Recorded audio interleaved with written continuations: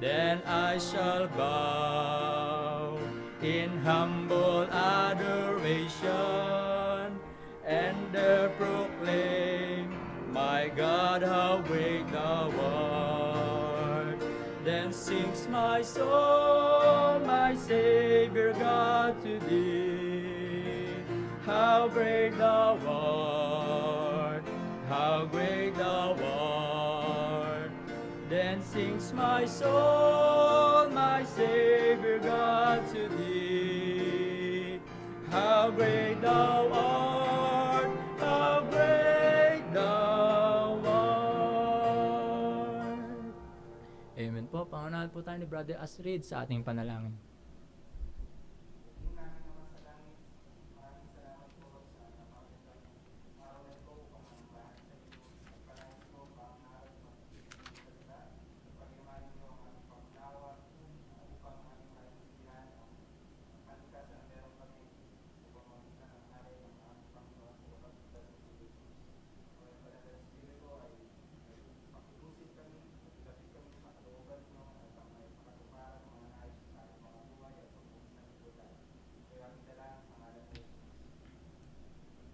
Amen. Mari po makaupo. Awit pa po tayo sang awitin.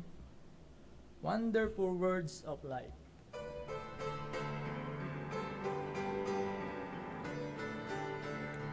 So po, awitin po natin on the first verse na ready, sing. Sing them over again to me, wonderful words of life. Let me more of their beauty see, wonderful words of life. Words of life and beauty, teach me faith and duty. Beautiful words, wonderful words, wonderful words of life. Beautiful words, wonderful words, wonderful words of life. Christ the Blessed One gives to all, wonderful words of life. Sinner list to the loving call, wonderful words of life. Also freely given, moving us to heaven. Beautiful words, wonderful words, wonderful words of life.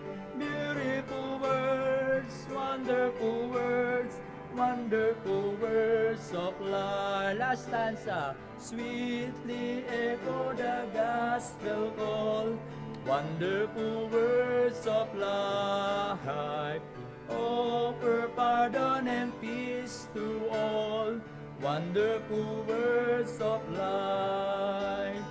Jesus, the only Savior, sanctify forever.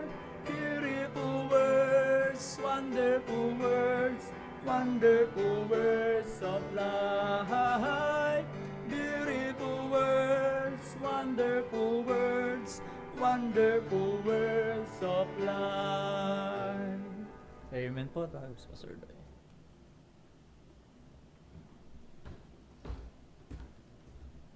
Okay, magandang hapon po sa inyong lahat. It's good to see you everyone. At ang announcement po natin, katulad kaninang umaga rin, ay Lord willing this coming Wednesday night, ay mag-start po tayo sa ating prayer meeting. And gaganapin po ito ng 6:30 ng gabi. Kaya sa lahat po ng nais dumalo, you are welcome to come. Ang setup po na gagawin natin, katulad rin, iba dun sa kinagawian natin na magsisimula tayo sa prayer. Magsisimula muna tayo sa message and then after that, we will proceed with all the prayer requests that we have. Ganun din yung mga padala sa atin ng mga miyembro. And then we will pray and then after prayer, so we will be dismissed, no?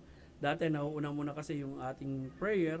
So ihuhuli po natin yon kasi sisikapin din natin by the time of 6:30 makapag live stream na tayo dahil nasa ganun din po kasing oras yung live stream, yung pagbibideo na ginagawa natin kapag ordinary Wednesday night na wala pa tayong prayer meeting, no, nung pumasok itong pandemic nito. So, gano'n na magiging setup natin. That will be starting this coming Wednesday.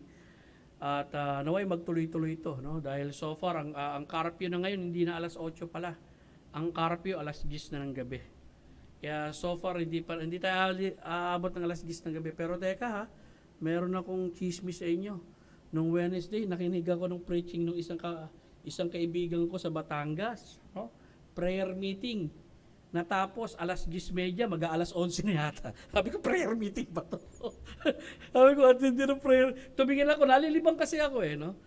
Katatapos lang nung pinanood ko yung video mensahe natin. Tapos anong tawag dito? Nagtingin-tingin ako nung may mga prayer meeting. Nagawi ako rin sa aking kaibigan sa Batangas. So, nag-preach, tapos nagkuha ng mga prayer requests. Mamukat-mukat, no? Nung tumingin ako sa relos, alas 10:30, mag-alas 11 na, malapit na, 30 minutes na lang. Ano to, mag-uuwian pa mga tao? O nasa bahay-bahay lang nila. So, hindi po tayo aabot sa ganun, no? Dahil kung aabot tayo sa ganung karpi na po, baka mahuli kami. Kaya baka ang mangyayari po ay baka mga 1 hour lang tayo. If we will start on time na 6:30, Lord willing, matatapos po tayo ng mga by 7:30 or baka 7:40, all of us will be dismissed. At ayun po, na ipamahagi na rin yung mga na ipanalangin natin, yung mga request din natin. Merong isa sa mga kasamang kapatid dito, no? Isa sa mga diakono na sabi niya, Pastor, bakit hindi tayo magkaroon ng daily na per family magpipray? Sabi ko, maganda yan. Sabi ko, hindi ako tutol sa suggestion nyo na magkaroon ng family prayer na ang bawat family, kung maalala yung orasyon pagtungtong ng alas 6, magpe-pray. Kaya lang, hindi tayo pwede magkaroon ng hard and fast rules dyan. Kasi sabi ko, katulad sa case namin, kasi may mga anak ko nag-work. Lalo na kapag pumasok sila, ang iba umuwi alas 7:30, iba alas 8. So, pag alas 6, kami lang mag-asawa ko available na pwede mag-pray. O si Becca, yung isa sa mga anak ko, nag-homeschooling, nag-work from home, na during that time, kasagsagan din ng kanyang pag-work. So, hindi tayo magkakaroon ng hard and fast rule. Ang pwede siguro natin gawin, maging flexible, no? So, dun sa mga pamilya, they will, na maalala nila na alas 6 ng hapon, ay pwede silang mag-pray, and other family as well na available during that time, pwedeng mag-pray. Pero yung iba, pwede siguro bandang alas 7 o hanggang alas 8. Mahirap naman yan, no? Nagtatakal ng bigas si Mark Nagpe-pray ng alas 6, may bumibili. Baka hindi bigas ang maitakal ni Mark, baka asuka. So, hindi po gano'n, no? So, may mga iba kasi, may mga nagtatrabaho hanggang 8, so iba hanggang 9, at mga bandang alas 6, kasagsagan pa ng work nila yan. Kaya, sabi ko, I love the suggestion, I can announce it, and I can tell it to the church, para at least dun sa mga kapatid that who wants to pray on that particular time, they can commit themselves, well, gawin nila. At sisikapin din natin na magawa dun sa lahat na makakaalala na as family, they can pray daily sa pagtungtong ng alas 6 ng gabi. But it will not be a hard and fast rules, no? Hindi po hindi po magandang mag-pray, tamang mag-pray. At lalo-lalo na this coming Wednesday, meron tayong collective prayer sa ating pagbubukas muli nung Wednesday night prayer meeting natin. I'm inviting you to come to join us, no? So far yun lang ang announcement natin. Every Sunday alas 9 ng umaga ang simula ng ating worship service sa morning, at alas 10:30. May nagtanong niya, Pastor, yung Sunday school natin. Sabi ko, sa ngayon wala muna tayong Sunday school, puro services muna, kasi ang susunod kong goal, Lord willing, baka pagtungtong ng October, pag maluwang-luwang na, i-atras ko na po itong prayer, itong service natin para makapagbigay po ng puwang para sa mga kabataan. Alam niyo, ang tagal din natin ganung mga kabataan natin. Ilang months ba? 7 months, no? Baka yung iba, dumating na rito, bigotilyo na, no? Yung iba, baka nga yung anak ni Intoy at saka yung anak ni Mina, pagdating ko dito, pag nakita ko na yun, lumalakad na pareho. Dati nakita ko lang, baby, pagdating dito, lumalakad na. Tumatakbo na, no? Pag nagpanagpo kami, di ko lang alam kung si December or sa January. Pero ganun pa man, ay unti-unti po natin bubuksan. The more na nagluluwang po ang ating gobyerno para yung mga ano yung mga senior citizen nating miyembro, sinabi sa akin, Pastor, sa November, maluwang-luwang na yan, pupunta na kami dyan. Wow! Sabi ko, pupunta na raw sila rito. Magmamarcha na sila. Well, ako nagpapasalamat, narito si Kuya Rene. No? Na-miss ko itong tagabasa natin. At saka, nakita ka nga nila kanina. No? At tuwa sila, dahil namuti na raw ang buhok mo ng gusto sa nangyaring quarantine na ito. Ganun pa man, well, it's good to see you all na nagkasama-sama tayo. Unti-unti po natin bubuksan yan sa bandang mga kabataan, and then yung pag-awit ng mga awit natin, yung choir natin. Baka ako yung boses ninyo, hindi nyo na nagagamit ng gusto, collectively, magandang makaawit kayo kahit one Sunday man lang makaawit kayo, no? Sa isang pag-awit, okay? As a choir. So, ganun din naman kasi ang suggestion ko eh. Dahil sabi nga si Warren, sabi sa akin, alam mo Madoy, ang isa sa malakas makahawa, choir. Bakit? Bumubuga ng hangin yun eh. Nagkakalat daw ng hangin pag kumakanta. Ganun ba? Kaya lang kala MacArthur do sa stage yun, no? Wala pa naman daw silang balita na may nagkahawahan sa kanila, bagamat 3,000 ang attender nila. Sobra pa, minsan sa 3,000, 7,000 kasi dalawang serbisyo nila eh. So, ngayon nga lang, ang sad news, si President Trump at saka yung asawa niya may COVID, no? So, nangihingi ng prayer, maging yung mga kaibigan ko sa Amerika ipag-pray natin si President Trump. Sa isang banda, dapat din makibahagi tayo doon kasi konserbatibo po si President Trump, in the same time, anti-China siya. Dahil isa rin siya sa pumuprotekta sa Pilipinas na ayaw niya ang Pilipinas mapupunta sa China. So kapag si Biden nga kasi maluwang sa China, halos lahat ng korporasyon yata sa Amerika dinadala sa China. So si Trump hindi ganon. Siya rin ang nagsususog na yung mga Southeast Asian country, kapag binuli kayo ng China, mag-stand kayo. Dahil unang-una may backing sila eh. Yung backing ninyo Amerika eh. Kaya kahit binubuli ng China yung Taiwan, anytime gusto silang sakupin ng China dahil kiniklaim nila province nila yung Taiwan, which is democratic country of Taiwan na, hindi bang yayari yun? Bakit? Kasi yung 7th Fleet ng Amerika naandun lang. No? Pag sinabing 7th Fleet yan, napakalaking grupo niyan na mga grupo ng mandirigmang pangkaragatan, no? na andun lang nakatambay. So, ipag-pray nga natin. They will have this national election this coming November 3. Kaya madugo yung nangyayari sa Amerika ngayon. Alam mo, it is more blessing to be here in the Philippines kaysa sa Amerika ngayon kung manonood lang kayo ng balita nila. Dahil talagang nakakatakot ron. Parang bumalik sila sa sa ugali ng Stone Ages, no? Yung tipong parang bumalik sila sa ganung pag-ugali, no? Yung pag nag-rally, susunugin yung mga nanakawan, tapos susunugin yung mga building, yung mga sasakyan, parang uncivilized people. Pero syempre, the reason they are doing that kasi strategy yan ng communism. They want America to become a communist country. At ako naniniwala na hawak ng Diyos ang bansang yan dahil ang Amerika rin, isa rin sa tumutulong sa ngayon, no? Sa Israel. Okay? So, I hope and pray na isama nga natin sila sa panalangin. Ngayon din tayo. Panalangin ko nga, hindi mangyari yung nangyayari sa kanila rito sa Pilipinas. At malabo, hindi ko rin masasabi, hindi natin alam kung ano yung hinaharap, no? Pero ganun pa man, ang Pilipinas kasi ay isang konserbatibong bansa. At ako, kahit Baptist ako, malaki ang respeto ko sa Roman Catholicism pagdating sa kanilang conservatism. No, pagdating sa conservatism nila, talagang silang unang tumitilaok kapag may mga issue ng divorce, issue ng gay marriage na isinusulong rito sa Pilipinas. Sila ang unang tumitilaok, hindi Baptist. No? Syempre, malaking puwersa sila eh. Andun pa rin yung mindset ng conservatism, which is tawag rito, mabuting ganun. Okay? So far, yun lamang at wala na ako iba pang additional announcement liban sa panatiliin nating malusog tayo, mga minamahal, At of course, sinisikap din natin dito sa church na maging malinis at maayos itong church natin at maprotektahan ang bawat isa. Okay?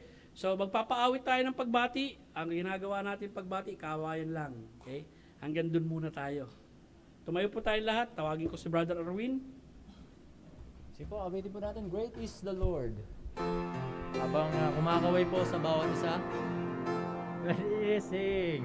Great is the Lord and greatly to be praised in the city of our God, in the mountain of His holiness. Beautiful situation, the joy of the whole earth is Mount Zion on the sides of the north, the city of the great King. Is Mount Zion on the sides of the north, the city of the great King. Manatili po kayo nakatayo, tawag si Brother Rene sa pagbasa ng salita ng Diyos. Thank you, Erwin. Buksan natin ang ating mga Biblia sa John chapter 7. 6? Alright. 6, 7 to 17. 6 to 16. Okay. John chapter 6, 7 to 16. Okay. 16. Sorry. Getting old.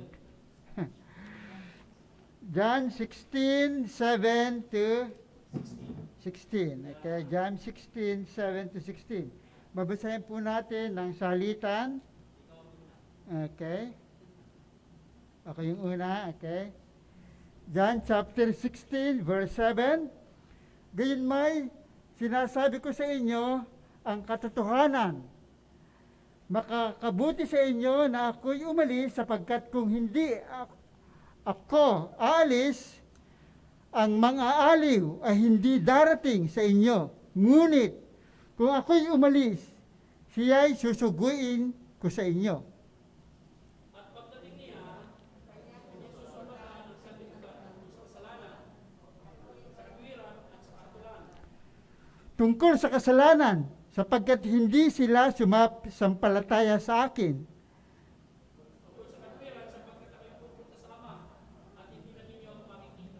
Tungkol sa kahatulan, sapagkat ang pinuno ng sanlibutan ito ay hinatulan na.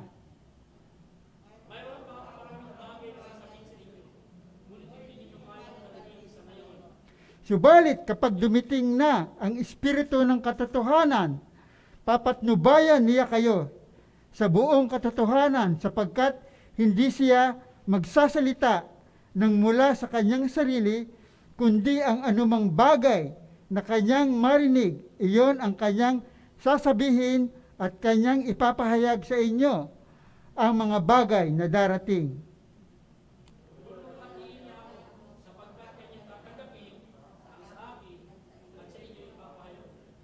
Ang lahat ng mga bagay na nasa Ama ay akin, kaya sinabi ko na kanyang tanggapin sa akin at sa inyo'y ipahahayag.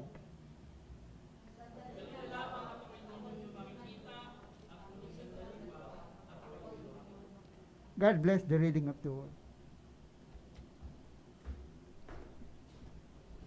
Manalangin po tayo mga minamahal. Let us pray. Mahabagin namin ng Diyos na nasa langit, Amang makapangyarihan sa lahat, marami pong salamat sa pribileyo sa ibinigay mo sa amin sa hapong ito na magkatipon-tipon bilang magkakapatid sa pananampalataya at magpurit magsamba sa iyong banal na pangalan, O Diyos. Ang dalangin ko, Ama, gabayan mo ang iyong mga anak sa mga katotohanan na makikita naming lahat sa iyong salita. Mga katotohanan na mapapanghawakan namin, mga katotohanan na hindi magbabago, na sa pamagitan ng patnubay ng banal na Espiritu sa amin bilang mga anak mo, maintindihan namin ito at maisa sa buhay. Salamat, O Diyos, sa oras na ito at naway ang mabigyan namin ng kapurihan at kalulatian, walang iba kundi ang aming Panginoong Kristo. Itong lahat ay dalangin namin sa iyo sa ngalan ni Kristo Jesus. Amen. Opo po tayong lahat, mga minamahal. At titignan ko lang yung aking mensahe, no? Mukhang hindi ko pa naayos dito. Dali lang po. Okay, ang mensahe po natin ay pagdating at ministeryo ng Banal na Espiritu. At meron lamang po akong 2 punto rito sa ating pag-aaralan, no? Sa John 16, verse 7 to 16. Okay? At binasa na ni Brother Rene, at ang gagawin na lamang po natin ay ating ating itong diretsong pag-aaralan upang malaman ng mga puntos na nakapaloob dito. Unang-una po, no? Yung pangangailangan umalis ng Panginoon upang dumating ang Espiritu. Ang tanong ko, bakit? No? Bakit kinakailangan umalis ang ating Panginoong Jesucristo para dumating ang Espiritu? Well, ang masasagot lang natin dito, ito yung binitawang salita ni Jesus Christ. No? Gayunman sinasabi ko sa inyo, katotohanan ng makabubuti sa inyo na ako ay umalis, sapagkat kung hindi ako aalis, ang tagapayo ay hindi darating sa inyo. Kapag ako'y umalis, susuguin ko siya sa inyo. Actually, prior to John chapter 16, sa John chapter 7, nabanggit ng ating Panginoong Jesucristo yung pagdating ng Espiritu na during His earthly ministry, hindi pa po ito ibinibigay sa mga tao. Kung meron mang pagpuspos ng Espiritu nung kapanahonan ng ating Panginoong Jesucristo, ang tawag po rito feeling. It is not permanent indwelling, katulad po doon sa tinatawag nating kapanahunan natin, na kung saan ang banal na Espiritu nananahan sa kanyang iglesia at nananahan din sa individual na katawan ng isang mananampalataya. So yan po ang katotohanan na makikita natin sa Biblia. Sa John chapter 7, 37 to 39. Sa huling dakilang araw ng kapistahan, tumayo si Jesus. Sa malakas na tinig ay nagsabi, kung ang sino man, itong piyestang dinaluhan ni Kristo rito, ito yung tinatawag na Feast of Booths, no? Kung ang sino man ay nauuhaw, hayaang siyang lumapit sa akin at uminom. Pansinin nyo lumapit at uminom. Bakit? Nagrarasyon ba ng tubig si Jesus Christ? Okay? Hindi po, no? Kundi actually, ginagamit ni Jesus Christ yung illustration na siya yung tubig na makapagbibigay ng buhay sa kanila o siya yung pagkain na para bang tinapay na basic necessity nung kapanahonan na yun o staple food na kinakailangan ng tao. Pero ito yung ina-apply niya sa spiritual na aspeto. Mangyari sa sumasampalataya sa akin, gaya ng sinabi ng kasulatan. So para sa ating Panginoong Jesucristo, yung kumain ka, kainin mo si Kristo at inumin mo si Kristo, ang ibig po sabihin nun yung sumampalataya ka sa Kanya. Mangyari sa sumasampalataya sa akin, gaya ng sinasabi ng kasulatan, magkakaroon siya ng ilog, ng tubig na buhay. Ito iaagos mula sa loob niya. At kung ito iintindihin mong literal, mga minamahal, abay paano yun? No? Magkakaroon ako ng ilog sa loob ng katawan ko, tapos yung ilog na yun naglalabas ng tubig, at yung tubig na yun, tubig na buhay. Actually, kung ito iuunawaan nyo, our Lord Jesus Christ is not talking about literally. Dahil ang hirap naman isipin yung ganung sinasabi ni Kristo, kung uunawaan natin literal yun, na mangyayari sa akin kapag ako'y nagkaroon ng tinatawag nating pananampalataya kay Kristo, magkakaroon ako ng ilog sa aking katawan. Hindi po. What Jesus Christ is saying, the spiritual thirst na meron ng isang tao, ito po yung mapapawi. No? Spiritual thirst ang pinag-uusapan natin. Once you consume the Lord Jesus Christ. Ang ibig po sabihin ng consume is to believe on Him. Verse 39, sinabi niya ito patungkol kanino? Sa Espiritu na tatanggapin ng sumasampalataya sa Kanya, sapagkat hindi pa naibibigay ang banal na Espiritu dahil hindi pa nalulhati si Jesus. So dito sa talatang ito isa sa mga ebidensya na kinakailangan muna ang ating Panginoong Jesucristo yung malwalhati. At kapag sinabing kalwalatian, yung proseso po kasi ng kalwalatian ng ating Panginoong Jesucristo, magsisimula sa kanyang kamatayan, pagkabuhay na muli at pag-akyat sa langit. No? Hindi pa ibinibigay ang banal na Espiritu dahil hindi pa nangyayari yung bagay na yon. So dito makikita natin na sinabi na ito sa bagong tipan na mangyayari ang pagdating ng banal na Espiritu kapag nalulahati na ang ating Panginoong Jesucristo. Sa lumang tipan naman, meron tayong makikita sa Joel chapter 2. It was prophecy. It was a prophecy on the coming of the Holy Spirit that took place on Pentecost. Kaya lang yung nangyari pong pagdating ng banal na Espiritu nung panahon ng Pentecost, partial fulfillment to ng kabuuan ng prophecy, no? Kasi may mga binanggit dito na may mga nagdilim, no? Sabi rito, at pagkatapos ay bibigay ko ang aking espiritu sa lahat ng tao, ang inyong mga anak na lalaki at babae magpapahayag ng aking mga salita, ang inyong mga matatandang lalaki mananaginip at ang inyong mga binatay makakakita ng mga pangitain. Magkakaroon ng kadiliman, and then magkakaroon ng kulay na dugo na ulap, na buwan o yung blood mo na tinatawag. During the time of Pentecost, hindi po nangyari yan eh. Okay, it will be a future event that will transpire during the tribulation. Kaya yung nangyari ng Pentecost, partial fulfillment lamang ito nung sinabi sa Joel, nung dumating ang banal na Espiritu, nung kapanahunan ng Pentecostes, na kung saan, hindi lamang pinuspos ang mga alagad ng ating Panginoong Kristo, kundi pinanahanan sila ng banal na Espiritu. Hanggang ngayon, no? Sa bawat nananampalataya kay Kristo bilang tagapagligtas, ang Espiritu ng Diyos nananahanan sa kanilang katawan. Isa rin sa ministeryo ng Espiritu ng Diyos yung tinatawag nating sealing of the Holy Spirit, indwelling of the Holy Spirit, baptism of the Holy Spirit. At ang aking belief, no, maaring iba ako sa Reform, yung tinatawag natin regenerating work of the Holy Spirit. Okay? Now, let's move on. Lucas Kapitulo 24, talatang 49. Narito, ipadadala ko sa inyo ang pangako ng aking Ama. Ngunit manatili kayo alinsunod sa lungsod ng Jerusalem hanggang kayo mabihisa ng kapangyarihan mula sa itaas. At yung kapangyarihan mula sa itaas ay magbubuhat sa banal na Espiritu. Tandaan nyo, yung Pentecost, hindi lamang ito pagpuspos na nangyari sa mga mananampalataya. Hindi lamang ito yung pagkakaloob sa kanila ng kapangyarihan bilang mga mananampalataya upang maging saksi ni Kristo. Kundi yung Pentecost, ito rin po yung birthday ng Holy Spirit na dumating dito sa lupa at pinanahanan ang bawat mananampalataya. So makikita natin, there is necessity for our Lord Jesus Christ na umalis at susuguin niya ang banal na Espiritu. At sa Biblia rin, hindi lamang si Yeso Kristo ang nagsugo sa banal na Espiritu, kundi ang Ama rin ang nagsugo sa banal na Espiritu. Now, pangalawang bagay na nais kong makita ninyo, kanina nakita natin yung pangangailangan umalis ang ating Panginoong Kristo. Pangalawa, yung pagdating ng Espiritu. John chapter 16, verse 8.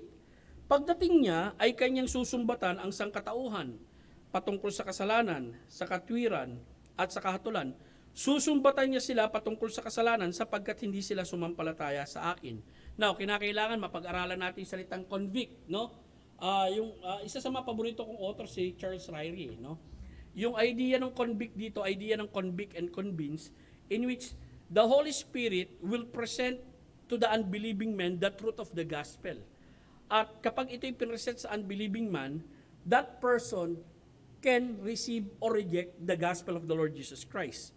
Okay? At dito makikita natin, ang ginagamit ditong pansumbat, of course, yung salita ng ating Panginoong Kristo.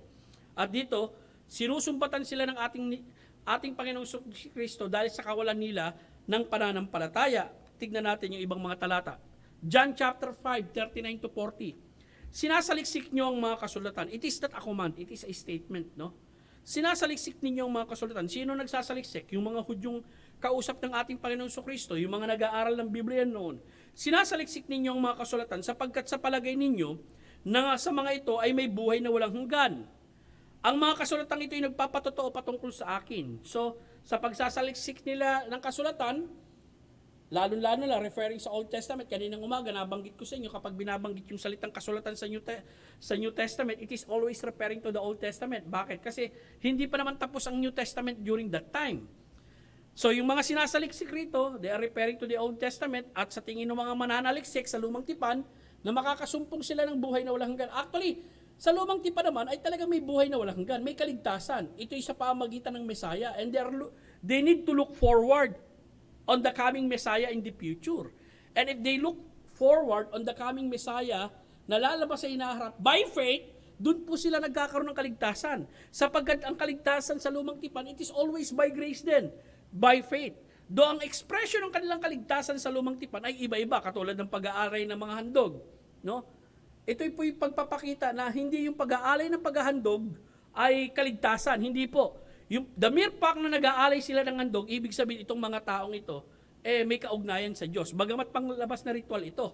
No? Katulad rin ng mga tao sa Bagong Tipan, yung ginagawa niyong good works is an expression na kayo'y tumanggap kay Kristo bilang tagapagligtas. Pero ang tanong ko, kayo lang ba gumagawa ng good works? Ang dami rin taong gumagawa ng good works na for them, it is a ritual.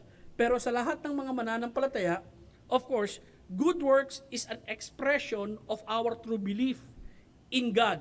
na talagang may namuong kaligtasan sa atin. Dito makikita natin, sinabi ni Jesucristo sa kanila, sinasaliksik niyo ang mga kasulatan sapagkat sa palagay ninyo na sa mga ito ay may buhay na walang hanggan. Ang kasulatan ito ay nagpapatotoo patungkol sa akin. Is that true? Yes. Marami pong bagay sa lumang tipan, sa mga propesiya, sa Psalm, sa sinulat ni Moses, maging dun sa mga sinulat ng mga propeta, patungkol sa kaming Mesaya at patungkol sa kaligtasan na ginagawa niya. Pero ang makikita niyong pagsumbat ng ating Panginoong Jesucristo dun sa mga taong sa kapanahunan niya, ayaw ninyong lumapit sa akin upang magkaroon kayo ng buhay na walang hanggan. Actually, isa ito sa nagpapahirap sa akin sa pag-unawa ng Biblia. Sabi ni Kristo, alam niyo, ayaw niyong lumapit sa akin para magkaroon kayo ng buhay na walang hanggan eh. And yet sa John 6, anong makikita niyo ron? Walang sino mang makakalapit kay Kristo hanggat hindi sila inilalapit ng Ama. Diba? Of course, itong mga taong ito, hindi ito makakalapit kay Kristo kung hindi sila ilalapit ng Ama. But in human perspective, makikita nyo, Jesus Christ is inviting them to come to Him knowing na yung lumang tipan na kanilang inaaral o binabasa, abay nagpapahayag to ng katotohanan patungkol sa Mesaya. At yung kaharap nila mismo, yun ang Mesaya na kinakailangan nilang lapitan na siyang magbibigay sa kanila ng buhay. Now, tuloy po tayo. Ito ang hatol, John 3:19. Ang ilaw ay dumating sa sanlibutan at inibig ng mga tao ang kadiliman kaysa ilaw sapagkat ang kanilang mga gawa ay masasama. Anong expression, no, ng mga taong nasa kadiliman? Ang kanilang mga gawa ay masasama. Nakikita naman eh, no? Kapag ang isang tao masasama ang kanyang gawa, okay? That is nakikita ng hayagan ng kanyang kapwa, masasabi natin wala sa liwanag yun. Nasa kadiliman yun. Dahil tayong tunay na mga mananampalataya, mga kapatid, bagamat hindi na natin kinakailangan i-broadcast yung mabuting gawa na ginagawa natin. Alam ng Diyos yung ginagawa nating mabuti. Okay? At yung mga tao maaring nakikita natin yan kahit ginagawa nating sekreto, pero kung yan ay mabuting bagay, well, Diyos ang higit na nakakaalam dyan. Pero sa mga taong mga masasama, abay hayag na makikita nyo yung kasama na ginagawa nila. Lilipat lang ako ng ibang verse, hindi ko na ilagay dyan eh. Nung ngayon lang pumasok sa isip ko. Pumunta tayo sa Galatia. Galatia Kapitulo 5. Kaya mo bang i-ere, brother? Galatians chapter 5 at ang talata ay verse 19. Galatia 5 verse 19. Ngayon, ay hayag ang mga gawa ng laman. Anong ibig sabihin? Nakikita. Hindi maikukubli. Minsan i-display pa. Ngayon, hayag ang gawa ng laman. Ano itong mga ito? Pakikiapid, karumihan, kahalayan, tuloy. Pagsamba sa Diyos-Diyosan, pangkukulam, alitan, pagtatalo, paninibugo, pagkagalit, pagkamakasarili, pagkabahagi, mga pagkakampi-kampi, ano pa? Pagkainggit, paglalasing, kalayawan, at ang mga katulad nito, binalaan ko na kayo, gaya ng aking pagbabala noong una sa inyo, na ang mga gumagawa ng gayong mga bagay ay hindi magmamana ng kaharian ng Diyos. So makikita nyo mga kapatid, no? Ang gawa ng laman ay hayag na nakikita ng tao at binanggit nga rito yung mga kasamaang yun. Diba?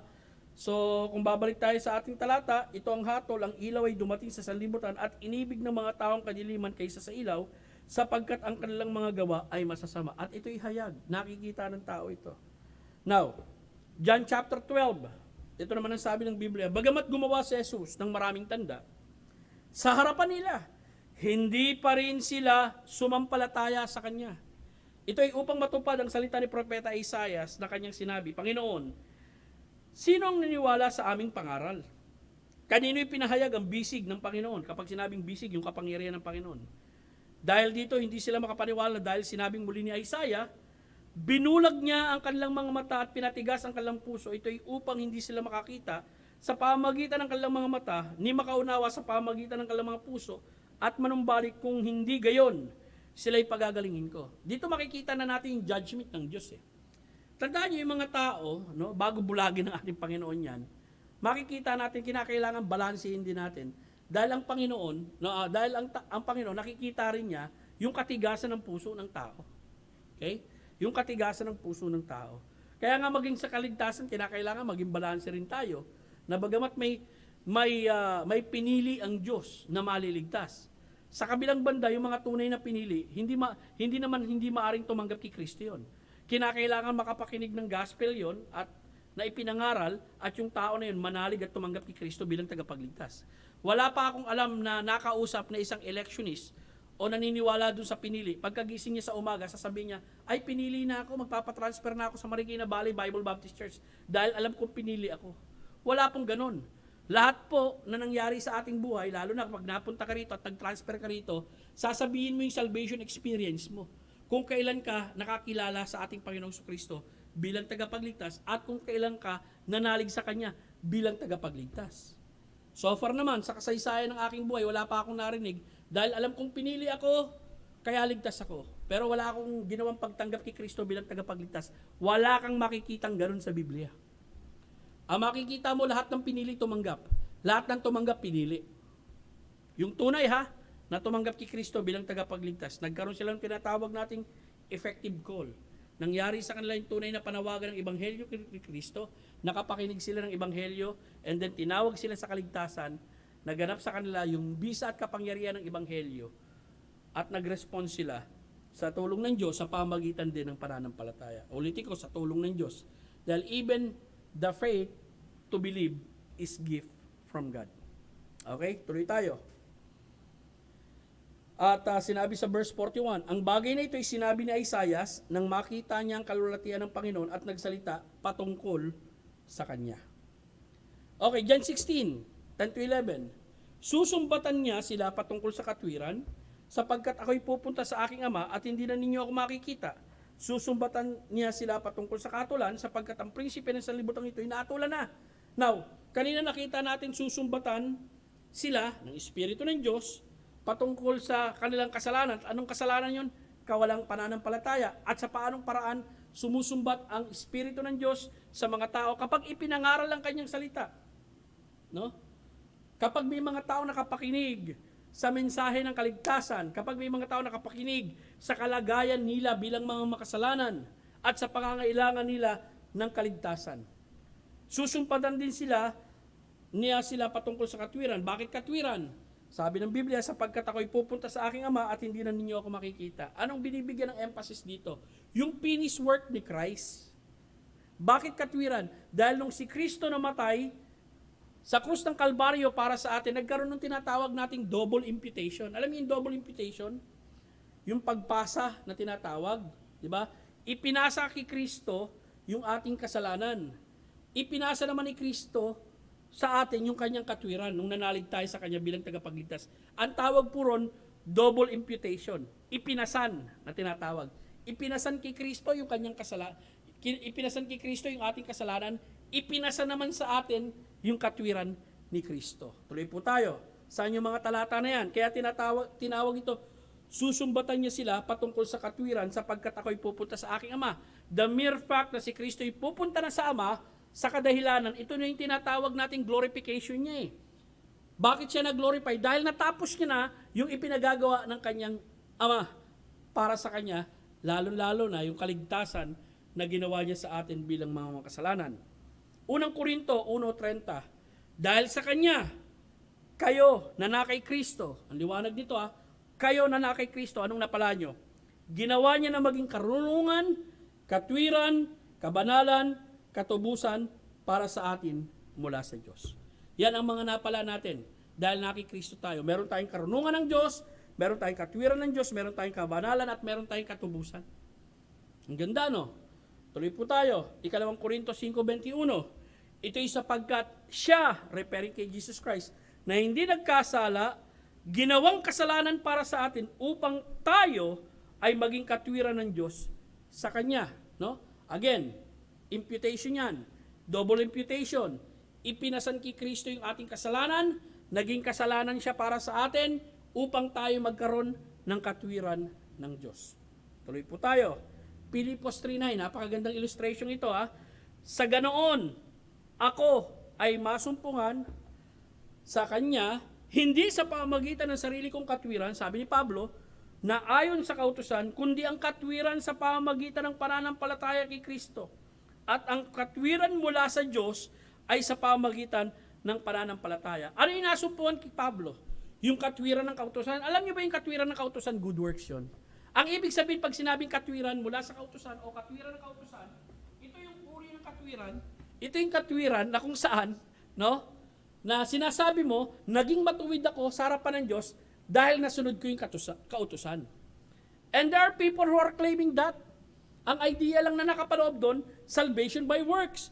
Pero alam naman natin, yung gawa ng kautusan, which is mabuting gawa, hindi ito nakakapagligtas ng tao. Hindi ito nakakapag-aring ganap ng isang tao. Ano ang nakakapag-aring ganap sa isang tao? Yung ating pananampalataya. Si Kristo ang nag-aaring ganap sa atin dahil nanalig tayo sa Kanya bilang tagapagligtas. At ito ang makikita natin doon. No? At ang katwiran mula sa Diyos ay sa pamagitan ng pananampalataya. Kanino? Kay Kristo Jesus. Maliwanag po yan, mga minamahal.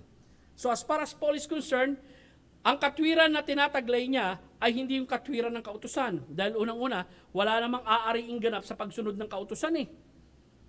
Dahil in order for you to become justified or perfect before God, you need to obey the law perfectly. Eh sino ba makakasunod doon? Lahat makasalanan tayo. Eh paano tayo naging perfecto sa harapan ng Diyos? Dahil pinasan sa atin yung tinatawag na katwiran ng ating Panginoong Jesucristo. Okay? Kaya kapag tumitingin ang Diyos sa atin, ang nakikita niya sa atin, yung katwiran ni Kristo at yung kasalanan natin, bayad na. Dahil kay Kristo. Tuloy po tayo. John 16:10-11. Susumbatan niya sila patungkol sa katwiran sapagkat ako ay pupunta sa aking Ama at hindi na ninyo ako makikita. Susumbatan niya sila patungkol sa kahatulan sapagkat ang prinsipe ng sanlibutan ito ay nahatulan niya. Anong connection nito? Bakit sila susumbatan sa kahatulan? Dahil ang prinsipe ng sanlibutan, hinatulan na. Anong ibig sabihin? Well, kung si Satan nga, na makapangyarihang anghel, which is created being of God, hinatulan ng Diyos, ikaw pa kaya na tao, hindi ka hahatulan? Hahatulan ka rin. Kapag nagpatuloy ka, no, sa kalagayan mo na ayaw mo sa Diyos. Di ba? Dahil sinabi rito yung katotohanan susumbatan niya sila patungkol sa kahatulan. That there is a coming judgment. Why?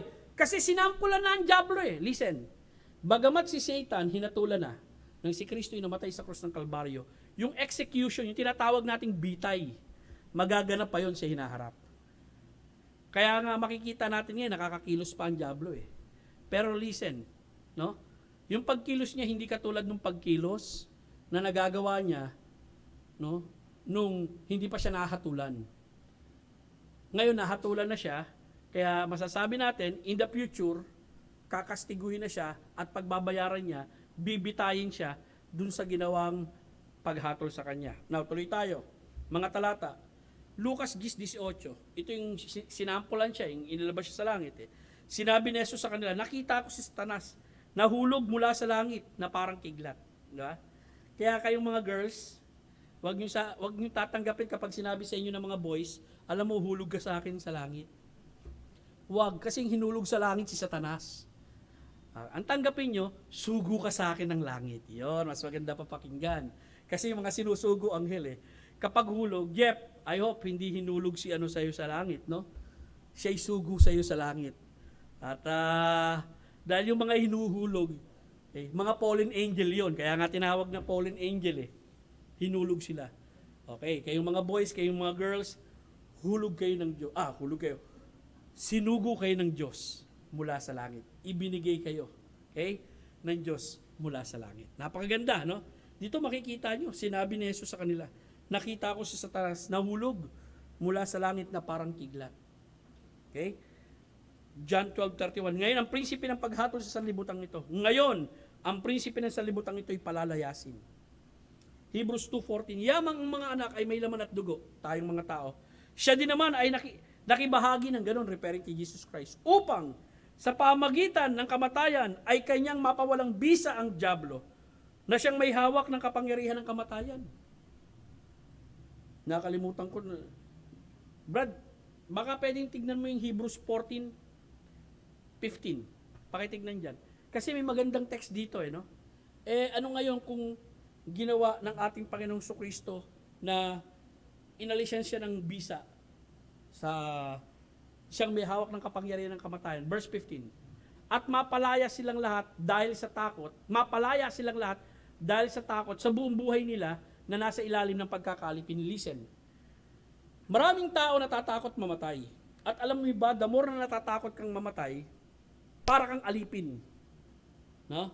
Para kang alipin. Bakit? Kasi yung kamatayan nga pinagtagumpayan ng ating Panginoong Kristo eh. Therefore, identify tayo kay Christ. May buhay na walang hanggan tayo. Ang kamatayan hindi dapat nakakatakot sa atin. Kundi ang kamatayan isang pintuan lamang patungo doon sa tinatawag nating kalulatian balang araw. Dahil to be absent from the body is to be present with the Lord. And yet there are many people today in the world, no? Alipin sila ng takot sa kamatayan. At dito, nais ng Panginoong Kristo na mapalaya tayo, lalo-lalo na mga Kristiyano. Okay? Bagamat tayo mga Kristiyano, huwag ka sumugod sa kamatayan. No? Abay, maggamitin mo yung wisdom na ibinigay sa iyo ng Diyos. Pero nais kong sabihin sa inyo, ang kamatayan ay wala ng pangil na dapat nating katakutan sapagkat binigyan na tayo ng kasiguruhan kung sakali man mawala tayo sa mundong ito, makakapiling natin ang Panginoon na nagligtas sa atin. To be absent from the body is to be present with the Lord. Maaari ang nakikita ng tao kaya nakakatroma yung nakakakita sila naghihirap na tao na nahihirapang huminga. Kaya minsan pakiramdam rin nila pag nahihirapan silang huminga, abay parang mamamatay din sila. Well, tandaan nyo, ang Diyos ang nagbibigay ng kapayapaan ng inyong kalooban at maging ng inyong katawan. Napipwede nyong hingiin sa Panginoon Diyos. At maging kapayapaan ng inyong isipan. Napipwede nyong hingiin sa Panginoong Diyos. At if you will saturate your hearts and mind with the truth of the Word of God, actually in the presence of God, kung ipapractice mo yung presensya ng Diyos sa buhay mo, sinabi dun sa Psalm 16, in God's presence there is fullness of joy. How come there are many people today and even Christian, instead of fullness of joy, ang meron sila fullness of fear? No? Fullness of depression, fullness of anxiety. Why not fullness of joy? Why not practice the presence of God in your life? That God is in control of everything and He's sovereign. Alam nyo, mahalagang maunawaan natin yan bilang mga mananampalataya. Dahil itong sitwasyon na meron tayo, nakakabagabag talaga ito. Kung lalamunin tayo ng bagabag at takot, wala tayong magagawa sa ating paglilingkod at sa ating pagbiministeryo sa Panginoon. Okay? Pero alam niyo paano tayo maraming magawa? I-practice natin yung presensya ng Diyos sa ating buhay. Kaya nga, no? Dati, alala ko yung maliliit pa kami. Ang panakot sa amin ng mga matatanda, depende yan sa sa iyong lugar eh. Yung panakot sa akin ng matatanda, yung Bombay. Hala, may Bombay dyan. Kukunin ka. Pag diba, naglalakad ka, no, pupunta ka ron sa lugar, ayaw ng magulang mo nando. Hala, may Bombay dyan. Hala, may tiyanak dyan, kukunin ka. Sige, lumapit ka dyan. Kaya para ako lumaki na kapag may bukas na pintuan, yung bukas na cabinet, diba, natutulog ka, tapos may bukas na cabinet, hindi ako makatulog. Binubuksan ko isa mata ko, baka may dumukwang na ulo eh. Ewan ko kung nararanasan nyo. No? May mga ganung bagay. Kasi minsan yun ang ipinananakot sa atin eh. Okay? Well, nung nagpalaki ako ng anak, hindi ganun ang nangyari. Yung anak ko, nautusan ko kahit pumunta sa madilim. Alam yung sinasabi ko? Alam nyo, nandiyan si Jesus, binabantayan kayo. Why? Because Jesus Christ is God and He's everywhere and He can take care of us kahit saan sulok pa ng mundo tayo naroon. Amen? At hindi lang tayo, kundi pati yung mga mahal natin sa buhay. At ganoon din sinasabi ko sa kanila, darating ang panahon, maaari ako, namamanduan ko kayo bilang mga anak ko, kasi nakikita ko kayo. Pero darating ang panahon, hindi nyo ako lagi kasama, mawawala rin ako sa mundong ito. Pero ito ang tandaan nyo, kung kilala nyo si Kristo, lagi nyo siyang kasama sa buhay nyo. At hindi kayo iiwan. Ito nagbibigay ng confidence sa kanila. Bilang mga Kristiyano at bilang mga taong naniniwala na naandyan ang Diyos. Okay? Anything can happen to me, pero naandyan ang Diyos. I know He is in control of everything. Tuloy po tayo. Pahayag 20. Jeez, ito, paborito ko itong talatang ito eh. Balik tayo, brother, dun sa ating outline. Yan. Ayan. Nakakatatlong ayan ako ha. Kala ko nakabalik na eh. Isa lang, yan. Pahayag 20 Gs. Ano sabi dyan? At ang dyablo na nanglinglang sa kanila ay itinapon sa lawa ng apoy at ng asupre, kung saan naroon ang mabangis na hayop at ang bulaang propeta, at doon sila ay pahihirapan araw at gabi magpakailanman. Pansinin mo ha, ito yung tinatawag nating execution and judgment ng Diyos eh. Yung bitay na gagawin ng Diyos sa dyablo. Siya itatapon sa dagat-dagatang apoy at lawa ng apoy at pahihirapan araw at gabi. Hindi po annihilation to, no? Ganon din yung mga false prophet dito, yung mga tao. Hindi po annihilation to, kundi everlasting destruction ito na mararanasan nila araw at gabi magpakailanman. Mga minamahal, hindi tayo kasama rito. Kung tayo anak ng Diyos, makakasama tayo sa kalulatian balang araw ng Diyos. Now, tuloy po tayo. Ang susunod po dun sa ating pagdating at ministeryo ng Banal na Espiritu, nakita natin pagsumbat, pagpatnubay. Okay? Sabi rito, marami pa akong sasabing mga bagay sa inyo, ngunit hindi ninyo matatanggap ngayon. At totoo talaga, no? Marami itinuro ang ating Panginoong Hesukristo sa mga alagad, hindi nagsingkin ng kapanahunan. Hindi nagsingkin eh. Minsan hindi naintindihan nila eh. Gayunman, pagdating ng Espiritu ng katotohanan, papatnubayan niya kayo sa lahat ng katotohanan. Ito'y sapagkat hindi siya magsasalita patungkol sa kanyang sarili. Kung ano ang kanyang marinig, iyon ang kanyang sasabihin at ipapahayag niya sa inyo ang mga bagay na darating. Diyan muna tayo ha. Unang-una, nais ko munang ipakita sa inyo yung mga talata na sinasabi na ang Espiritu ay Espiritu ng katotohanan. Sabi rito, John 14:17, ang tagapayo, ito ay ang Espiritu ng katotohanan. Hindi siya matanggap ng sangkatauhan sapagkat hindi siya nito nakikita o nakikilala man. Kilala niyo siya sapagkat siya nananahanan kasama ninyo at sa inyo. John 15:26, pagdating ng tagapayo na aking susuguin sa inyo mula sa Ama, siya ay magpapatotoo patungkol sa akin, siya ang Espiritu ng katotohanan na nagmula sa Ama. At ang makikita natin sa mga talatang ito, no? Sinasabi rito na ang Espiritu ng Diyos ay Espiritu ng katotohanan. Now, the Holy Spirit who is the Spirit of truth, ang isang taong may Espiritu ng Diyos, hindi siya mabubuhay sa kasinungalingan. Okay?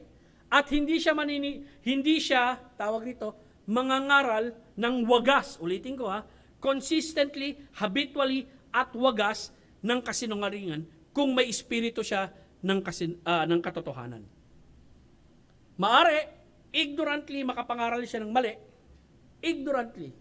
Pero yung deliberately, na talagang sasadyain niya na yung tao turuan ng mali, and yet he claims may espiritu siya ng katotohanan, I doubt. Okay? Dahil unang-unang, espiritu ng katotohanan, hindi yan magko-conflict sa salita ng Diyos. Bakit? Dahil ang kasalita ng Diyos ay katotohanan. Now again, subjective yan ha, kapag sinabi natin subjectively. Kasi lahat tayo pwedeng mag-claim na meron akong espiritu ng katotohanan eh. Pero kaya nga kinakailangan natin, yung turo ng isang mangangaral, ikukumpara natin sa sinasabi ng salita ng Diyos. At tayong mga mananampalataya, dapat maging maalam tayo sa katotohanan. Ito yung salita ng Diyos. Okay? Tandaan nyo, I'm not talking about gray areas. Kasi sa gray areas, gray areas eh.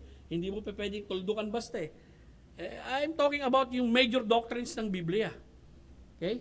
Patungkol sa Trinity, patungkol sa tinatawag nating incarnation of the Lord Jesus Christ, virgin born, that has something to do with the gospel, dapat nagkakaisa tayo dyan. Hindi pa pwede tayong hiwa-hiwalay dyan. Okay?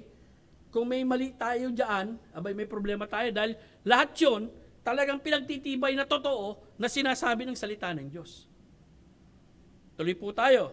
Anong sinabi niyo rito?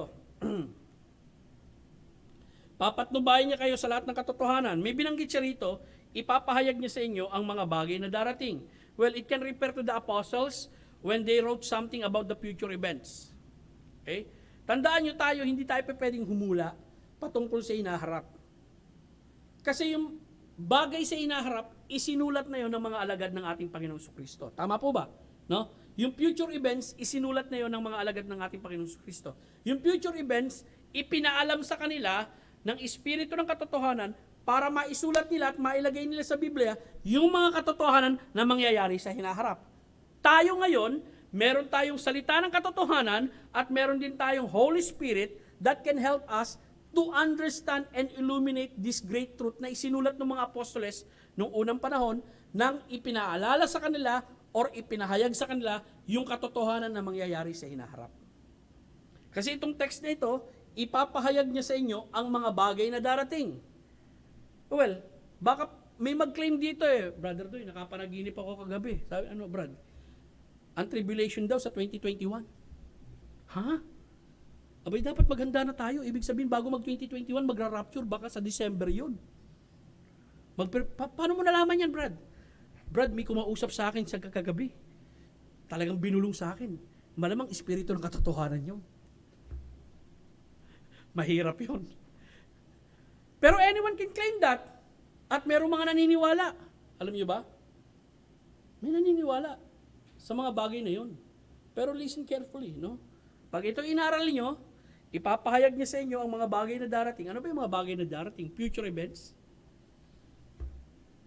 Ano ba yung mga bagay na darating na sinabi ng ating Panginoong Jesucristo? Na kapag napuspos ng Espiritu yung mga alagad at meron silang banal na Espiritu, the Holy Spirit inspired them to write things of the future events. Ito po yun. Na ipinahayag sa kanila. Tayo ngayon, tumatanggap na lang tayo nung kapahayagan na sinabi sa kanila.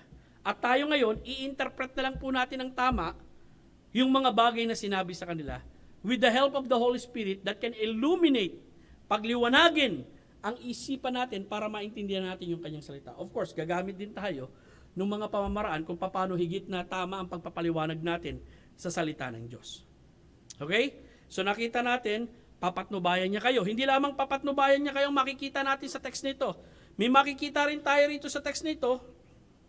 Ito'y sapagkat hindi siya magsasalita ng patungkol sa kanyang sarili. Kung ano ang kanyang marinig, iyon ang kanyang sasabihin. Pumunta mo tayo, Erwin, doon sa text. Pinahayagan. Okay?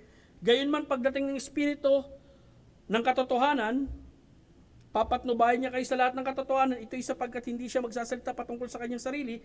Kung ano ang kanyang marinig, iyon ang kanyang sasabihin. Ipapahayag niya sa inyo ang mga bagay na darating. Anong ibig sabihin nito? No? Well, ang nais kong makita ninyo, kapag nagpahayag ang Espiritu Santo na siyang nasa sa tao, ang mga bagay na sasabihin niya, mga bagay na makapagbibigay ng kalulatian sa ating Panginoong Jesucristo. Ang impormasyon na manggagaling sa Espiritu ng katotohanan na nasa Kristiyano ay manggagaling din sa ating Panginoong Jesucristo. Anong sinabi niya? Diba? Hindi siya magsasalita sa ganang kanyang sarili, kundi ang ipapahayag ng Espiritu ng Diyos manggagaling din sa ating Panginoong Jesucristo. Ibig sabihin, kung ikaw ay pinuspos ng Espiritu at kung ikaw ay ginagabayan ng Espiritu, ang mga bagay at ang paggagabay na ginagawa sa iyo ng Espiritu, hindi sasalungat sa mga utos ni Kristo. Sapagkat yung Espiritu na nagsasabi sa iyo ng isang bagay, yung utos niya galing din kay Jesus Christ. So kung sinasabi mong inuutusan ka ni Jesus Christ, saan galing yung utos ng Espiritu? Galing din kay Jesus Christ na sinabi sa Espiritu na sabihin sa iyo, hindi sasalungat yun dun sa salita ni Jesucristo sa Biblia. Amen? Maliwanag po yan. Kaya nga sabi rito, no, intindihin po natin yung talata para ma-appreciate natin.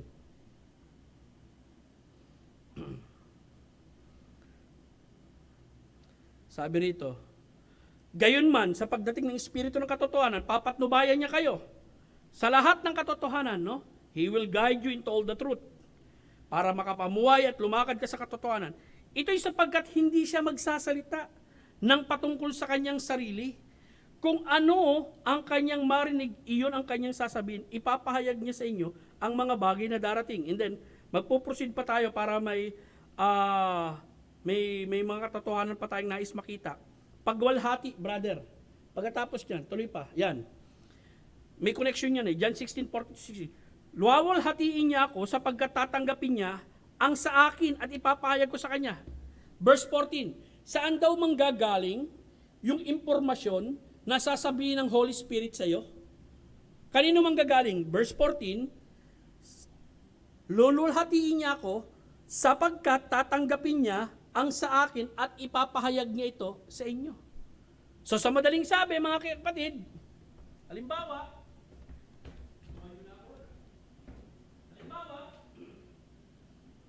kung ako ang Holy Spirit, andito si Jesus Christ, may sasabihin ako kay Rene, yung impormasyon na sinabi ko kay Rene, galing kay Jesus Christ. Tama? Magsasalita si Jesus Christ, sasabihin sa Holy Spirit, at ako na Holy Spirit, sasabihin ko kay Rene. At si Rene, kung siya'y pinilit ng Holy Spirit, ang magiging gawa niya sa buhay, ang magiging action niya sa buhay, ang mga sasabihin niya sa buhay, hindi sasalungat sa sinabi ni Kristo sa Biblia. Kapag sinasabi mo na ikaw ay filled with the Holy Spirit at lumalakad ka sang-ayon sa sinabi ng Espiritu ng Diyos, pero yung ginagawa mo, salungat sa sinabi ni Kristo sa Biblia, may problema tayo doon. Nakuha po ba? Okay, yun ang makikita natin sa Biblia eh. Sabi rito, luwalhatiin niya ako sapagkat tatanggapin niya ang sa akin at ipapahayag niya ito sa inyo. Ang lahat ng bagay na mayroon ng Ama ay akin. Kaya nga sinabi ko, tatanggapin niya ang sa akin at ipapahayag niya ito sa inyo. Listen. Ang isang church na puspos ng Espiritu Santo, ang isang Kristiyano na puspos ng Espiritu Santo, yung church niyan at yung Kristiyano na yan magiging Christ-centered. Hindi Holy Spirit-centered. Salungat sa mga charismatism ngayon, no?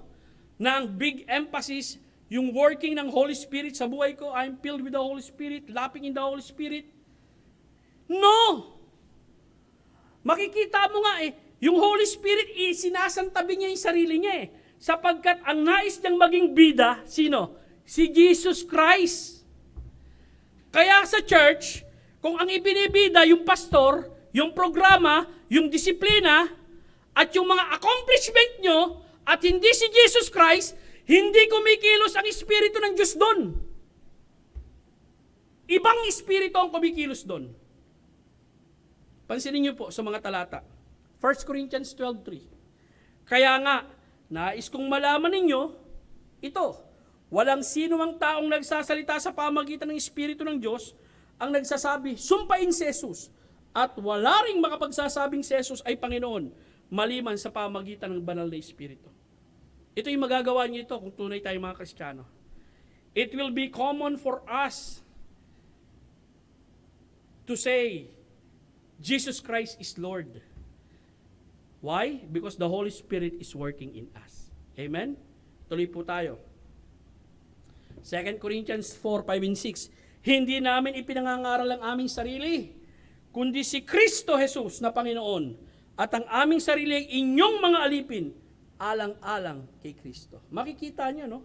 Yung difference. Ang preaching namin, si Jesus Christ, Panginoon.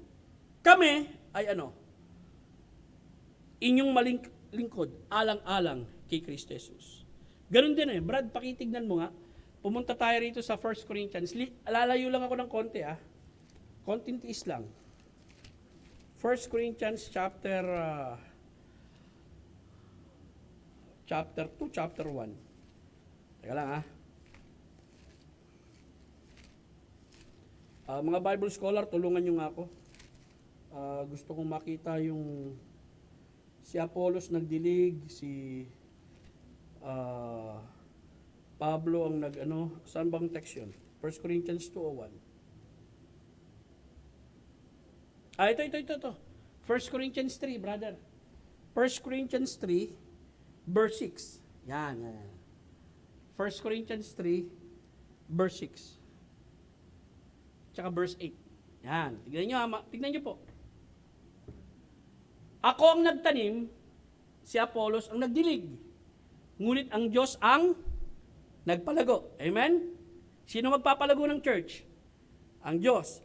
Pero tayo, may kanya-kanyang tungkulin. Verse 7. Kaya't walang anuman ang nagtanim. Kumbaga, walang halagay nagtanim. O ang nagdilig, kundi ang Diyos na nagpalago. Sino ang hina-highlight? Yung nagtanim? Yung nagdilig? O yung Diyos? Yung Diyos. Tuloy tayo. Verse 8. Ngayon, ang nagtanim, At ang nagdilig ay isa. At ang bawat isa ay tatanggap sa kanyang upa ayon sa kanyang gawa. Okay? Ibig sabihin, tayo may kanya-kanya tayong gawa. Pero hindi tayo ang dapat ma-highlight. Ang dapat ma-highlight, yung Diyos na nagpapalago. Amen? Hindi dahil, 500 churches na napatayo ko mga kapatid Hindi nyo ba alam, mabibili natin yung property na yan. Dahil magaling akong mag-preach patungkol sa money. At dahil dyan, nakabili tayo ng property. Mali po yun. Sa Biblia, a spirit-filled church is a Christ-centered church. Ganun din sa individual believer. A spirit-filled believer, si Kristo ang ating tinatanghal. Tumuloy po tayo mga kapatid. Verse 6. Ang Diyos na nag-utos na mula sa kadiliman ay magliwanag ang ilaw at siyang nagliwanag sa aming mga puso. Ito ay upang magliwanag ang kaalaman ng kalwalhatian ng Diyos sa pamagitan ng muka ni Kristo. Unang Pedro 1:10-11. Ito ang ganda nito Tuwa ako sa verse nito Ang kaligtasan ito, referring doon sa kaligtasan natin ngayon, ay masusing siniyasat at sinuri ng mga propeta na naghahayag sa kanila sa biyayang darating sa inyo. Sinisiyasat nila kung sino at kung kailan mangyayari ang tinutukoy ng Espiritu ni Kristo na sumasa kanila. Listen, sa lumang tipan pa lang, yung Espiritu ni Kristo kumikilos sa mga propeta. Okay? Doon sa mga isinusulat nila, sinisiyasat nila kung kailan darating itong biyayang ito. Yung Messiah. Ang Espiritu ang nagpapatotoo noon pang una patungkol sa kahirapan ni Kristo at ang kalwalhatian kasunod nito. Itong verse na ito, napakayaman yan. Alam niyo yung verse na yan? Parang Isaiah 9:6 and 7. Pinag-uusapan dyan yung paghihirap ni Kristo, which is first coming ni Jesus Christ. No? Yung siya nakaranas ng suffering. At pinag-uusapan din sa talatang yan, yung second coming ni Kristo. Yung muli niyang pagbabalik bilang glorious King. Parang Isaiah 9:6 and 7 dyan. Sa Isaiah 9:6, pinag-uusapan doon yung kapanganakan ni Kristo. Doon sa Isaiah 9:7, ang pinag-uusapan yung paghahari na ni Kristo sa lupa. Actually, napakayaman na talata yan. Nakasulat ba lahat yan sa lumang tipan? Yes. Sinasaliksik ba yan ng mga propeta? Yes. Nung nasa kanila, yung Espiritu ni Kristo. Verse 12, ipinahayag ito sa kanila, subalit hindi para sa kanila, kundi ipinaglingkod nila ito para sa atin. Alam niyo yun ang blessing? Anong blessing doon? Isipin mo yung mga mananampalataya sa lumang tipan. Hindi nila naintindihan yung truth na yun Pero isinulat nila yung truth na yun. Tayong mga bago mananampalataya sa bagong tipan, we have the Holy Spirit of God, we have better understanding na yung sinasabi nila patungkol sa lumang tipan, patungkol sa Messiah yun. Bakit natin naintindihan? Sapagkat yung Holy Spirit nasa atin Bakit ganon? Pinatotohanan niya yung patungkol kay Kristo sa lumang tipan, maging sa bagong tipan at ginagabayan tayo sa katotohanan na maintindihan natin itong bagay na ito. Ang bagay na ito, sabi dyan, next slide. Di pa tapos yan. Ang bagay na ito ay ibinalita ngayon sa inyo sa pamagitan ng mga tagapangaral ng Ebanghelyo. Nangaral sila sa pamagitan ng Espiritong isinugo mula sa langit, maigpit na hinahangad ng mga anghel na malaman ang bagay na ito. Listen. Listen carefully. Yung mga anghel, they've never experienced what we experience as Christian. Okay? Hinahangad nilang malaman yung mga bagay na yun. Yung salvation experience ba na na-experience nyo at na-experience ko? Bakit? Kasi yung mga anghel hindi nakaranas ng kaligtasan Yung mga anghel na nagkasala, kinundinan na ng Diyos lahat yun. And they were never given a chance to experience the salvation experience na meron tayo. Yung tanggapin mo si Kristo bilang tagapagligtas. Hindi na-experience ng mga anghel yan. At ang makikita natin dito, maigpit na hinahangad ng mga anghel na malaman ang bagay nito. It's about the gospel. Okay? And what we experience when we know the gospel. And not only that, of course, nasundan naman ng anghel yung pagkakatawan tao ng ating Panginoong Kristo Diba? Nakita yan ng mga anghel At ang makikita nating katotohanan dito mga minamahal, ang Espiritu ng Diyos na siyang sumasa atin, kung tayo ay isang tao na sumusunod sa gabay ng Espiritu, patnubay ng Espiritu sa ating buhay, we as Christian and our church will be a Christ-centered church. Amen? Kasi ang makikita natin dito, ipapahayag niya ang katotohanan at makikita rin natin yung pagpapahayag ng katotohanan na yan ay manggagaling din sa ating Panginoong Jesucristo at yung Espiritu Santo na nasa mga pastor at nasa mga Kristiyano ang wawalhatiin nila walang iba kundi ang ating Panginoong Jesucristo. Magandang hapon po sa inyong lahat. I hope naintindihan nyo, no? Itong pagdating at pagmiministeryo ng banal na Espiritu sa atin. Nasa panahon po tayo na na-experience natin yung mga magagandang bagay nito, no? Yung tinatawag nating pagpuspos ng Espiritu ng Diyos. Yung illuminating work of the Holy Spirit of God so that we can understand great truths of the Word of God. Grab that opportunity, mga minamahal. No? Kunin niyo yung oportunidad niyan. Basahin niyo yung mga sulat ni Kristo. Humingi tayo ng wisdom mula sa Diyos kung paano natin maintindihan yung mga katotohanan na sinasabi ni Kristo at mai-apply natin sa ating buhay bilang mga Kristiyano. At ituturo sa atin yan at igagabay sa atin yan ng Espiritu ng Diyos. Manalangin po tayong lahat. Ama naming Diyos na nasa langit, ikaw na aming sinasamba, pinupurit dinadakila, ipinagpapasalamat namin ang pribileyo na kami nagkasama-samang muli. Heavenly Father, in the name of the Lord Jesus Christ, we thank you, Lord, for giving us the Holy Spirit, in guiding us in all the truth, in filling us, and His gifts and fruit is manifesting in our lives. Pinagpapasalamat namin yun. O Diyos, tulungan mo kami na maging sensitibo kami sa pagkilos ng banal na Espiritu sa aming buhay. Maging masunurin kami. Dahil na rin, ang paggabay ng Espiritu ng Diyos at ang pangungusap niya sa amin ay nagmumula sa aming Panginoong Hesukristo. Salamat po sa oras na ito. Salamat sa mga kapatid na narito. Purihin ka, O Lord, sa ngalan ni Kristo Jesus. Amen. Ushers, no? Usher lang pala. Pakipanalangin na ang ating pagsamba ng pagbibigay.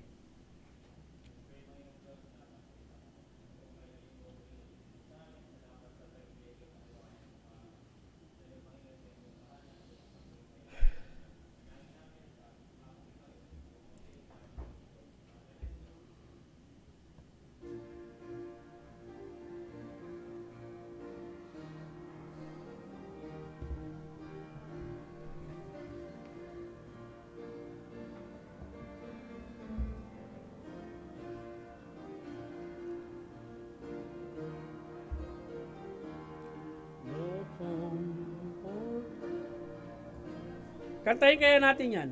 No? Kaya mong kantahin yan? O ako na lang magpapakanta? Ha? Meron ba rito? Wala ba tayo sa songbox niyan? The Comforter has come? Hindi, wala na. Nasarado na yung sarado ng computer. Pero magandang awit ito, The Comforter has come. Okay? Kantahin natin sa susunod, no?